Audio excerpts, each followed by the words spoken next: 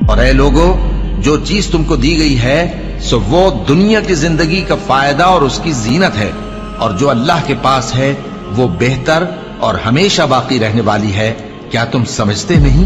بھلا جس شخص سے ہم نے اچھا وعدہ کیا اور وہ اسے حاصل کرنے والا ہے، تو کیا وہ اس شخص کا سا ہے جس کو ہم نے دنیا کی زندگی کے فائدے سے بہرہ مند کیا، پھر وہ قیامت کے روز ان لوگوں میں ہو جو گرفتار کر کے حاضر کیے جائیں گے؟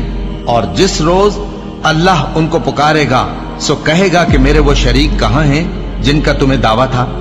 تو جن لوگوں پر عذاب کا حکم ثابت ہو چکا ہوگا وہ کہیں گے کہ اے ہمارے پروردگار، یہ وہ لوگ ہیں جن کو ہم نے گمراہ کیا تھا، اور جس طرح ہم خود گمراہ ہوئے تھے اسی طرح ہم نے ان کو گمراہ کیا تھا۔ اب ہم تیری طرف متوجہ ہو کر ان سے بیزار ہوتے ہیں، یہ ہمیں نہیں پوچھتے تھے۔ اور کہا جائے گا کہ اپنے شریکوں کو بلاؤ، سو وہ ان کو پکاریں گے تو وہ ان کو جواب نہ دے سکیں گے، اور جب عذاب کو دیکھ لیں گے تو تمنا کریں گے کہ کاش وہ ہدایت یاب ہوتے۔